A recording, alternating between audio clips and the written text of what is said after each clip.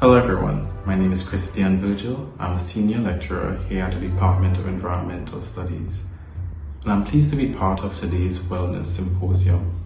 I do hope that you enjoy my presentation. In my presentation, I'm going to explore the health and safety challenges and issues associated with working from home. In a short space of time, millions worldwide and thousands of employees in Trinidad and Tobago were required to work from home to reduce the spread of the COVID-19 virus. We're required to do our part to reduce the transmission of a very deadly virus that has claimed the lives of so many, the lives of some of our friends, our loved ones, our fellow citizens, and family members. Working from home is a very small part that we can play to ensure that everyone remains safe and healthy. Depending on the prevailing conditions locally and globally, you may be required to remain at home for several additional months. Conditions, for example, the number of active cases, number of citizens that are vaccinated, can all play a role in how long we may be required to work from home. Granted, the COVID-19 pandemic may have led to changes within organizations whereby working from home may just become the new normal. Instantly, thousands of homes, thousands of living rooms, bedrooms, kitchens, and other home spaces will immediately transform from their designated purposes to places of work and occupational setting. This occupational setting may not have all of the hazards associated with the traditional working environment, but there are hazards nevertheless that we need to be aware of and safeguard to prevent these hazards from affecting our health and safety. The effect of this transformation is complicated by other things that happen within our homes. Our homes became schools. Our homes also became gyms. And our homes are also our vacation destination spots, as none of us can go anywhere at this point in time. Tools of convenience are now essential to our everyday work and private life. Zoom, Google Meet, WhatsApp are now essential tools for us to carry out our day-to-day working tasks, and also to maintain connection with our loved ones in a safe manner. So what are the impacts of working from home? Now, working from home can lead to positive impacts as well as negative impacts. It all depends on a wide variety of factors, including the demands of the home environment, the level of organizational support, the social connections external to work, and our personal preference. Some may prefer to work from home and enjoy the experience naturally, whereas some may prefer to be in an environment where they can socialize with colleagues a little bit more. So let's examine the positive impacts. There's less stress from commuting and increased perception of safety. There's of course less stress from commuting in terms of being able to stay from home and not have to deal with a lot of traffic on the roads. We can all attest to how stressful it can be to be stuck in rush hour traffic. We also have a lot of savings associated with not having to spend money on gas, the wear and tear on our vehicles, and not spending so much money generally to just move about the country. There's also an increased perception of safety from many perspectives. One, of course, being that we have a pandemic that is ongoing. Having to travel out there puts us all at risk of spreading disease or contracting disease rather. So it's very important that we remain at home to keep ourselves safe. So being at home is a positive in terms of you feel that greater level of safety from contracting the COVID-19 virus. Additionally, remaining at home also gives us a level of safety as it pertains to crime. We feel a bit safer in our homes than we would be commuting throughout Trinidad and Tobago. Another positive impact is healthier eating and reduced work-related stress. This, of course, is highly subjective, as some of us can attest that there's a lot of unhealthy eating ongoing during this pandemic. The whole idea of pandemic or COVID pongs has been circulating on social media for quite some time. Some positive impacts also associated with working from home include less emotional and physical fatigue. Some negatives are techno-stress, and work-family conflict. Techno-stress is mostly associated with work overload, and work-family conflict is associated with the inability to disengage from work and integration of work into family life. So let's look at techno-stress a little bit more.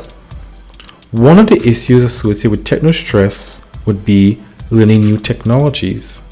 In a very short space of time, technologies that we took for granted or we used for general purposes became essential tools. We can all attest personally on some level that learning new technologies were particularly challenging. A good example lies in the number of lecturers that were now required to use the Moodle platform. For those of us who use Moodle on a regular basis, this was not a very difficult task to accomplish. But those of us who may have not been using Moodle as often or e-classroom platform, it may have posed a lot of difficulties to learn that. Further increasing the level of stress associated with these activities is the requirement to learn these things in a very short space of time, while also fulfilling other duties. So I know this was a source of stress for quite a number of our staff members. The other aspect of techno-stress would be the consistent use of technologies. Because of our connection with our technology now, the very tools that we would have learned to use, our Zoom or WhatsApp or Moodle, we are always connected in some way to a working environment. Or rather, it is very easy for a working environment to make its way to us. So many of our lecturers and many of our staff members in general, we are all aware of how difficult and how uncomfortable it can be to sit down in front of a laptop or computer for a very long period of time. With this consistent use of technology is also a source of techno-stress. We are always working in front of our computers or using our phones and our devices to send emails, make phone calls. It is always there and always present. The other aspect of techno-stress would be the blurring of the line that separates work life from home life. This is also associated with the consistent use of technology. Our phones are ever present in our hands or never really that far away. It's very easy for your work life and your home life to break down. You can easily be accessed by a simple email or phone call. Additionally, it's quite easy to spend a lot more time working if you're at home. There's no natural cutoff point to say I'm finished working and therefore I need to stop and go and attend to my family or spend time with my loved ones. That line does not really exist. Blurring of the line that separates work life from home life is a source of techno-stress, and it's quite easy to fall into that category because our technology makes it quite easy to blur that line. Working from home has also been associated with external communication being a source of stress. It increases the negative effects of communicating with external stakeholders as more effort is required. It takes a lot more effort to connect with our stakeholders. In the case of the college, our major stakeholder, our students, this can be a source of stress because it takes a little bit more work. The inability to disengage from work is positively related to job stress. The inability to simply disengage from your work and focus on your home or your family or general entertainment and living that has been associated with job stress. Interestingly, the study revealed that females experience that a lot more than males. The integration of work into the family is also related to job stress, and males experience that a little bit more than females. The fact that the working environment is now blending into your family life. The studies also reveal that parents experience a great amount of stress, pain, and reduced happiness as a result of working from home. How then do we now manage this challenge? How do we meet this challenge as individuals and as an organization? Now, those with more meaningful social connections had a better work from home experience than those without. Having a family, your friends, and the support that they bring are very important to ensuring that you have a very good experience. Those who maintain good communication and had support from colleagues also did better. The support lies beyond just having a simple phone call or an email. It can be sharing the issues and challenges encountered and seeking assistance to rectify these problems.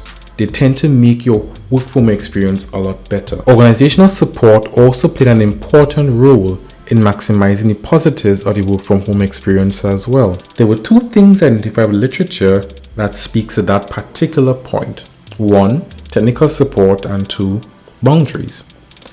Technical support refers to providing the resources that are required for employees to conduct their work safely, effectively, and efficiently from home. Providing laptops and other forms of support are essential part of the job. Establishing boundaries is important if one requires a separation of the work experience from the home experience. As lecturers, for instance, we are fundamentally trying to always be there for students. We always want to maintain communication. Many of us have WhatsApp groups and a bunch of ways in which our students can communicate with us. Now, it may be necessary to have some degree of boundary. You don't want your students to be messaging you at 10 p.m. in the night. Alright, it's very important there are clear lines of communication, clear lines of reaching out to students, but there also need to be boundaries so that you do not become too stressed and overwhelmed. We need to maximize our engagement with our students during this very difficult time, but it's also important to have boundaries so that you can recover and recuperate. In general, however, it's very important that there is not sensation that there is no shut-off time where you're always on. The 24/7 always on culture is not that good for workers. It's very important there's some sort of boundary as it pertains to that as well. I'd just like to end by encouraging everyone to maintain a healthy balance between your work life and your family life. Remain connected with your friends and your families and support each other. And most importantly, take care of yourself. Thank you so much for listening to my presentation, and I hope you guys continue to enjoy all that this symposium has to offer.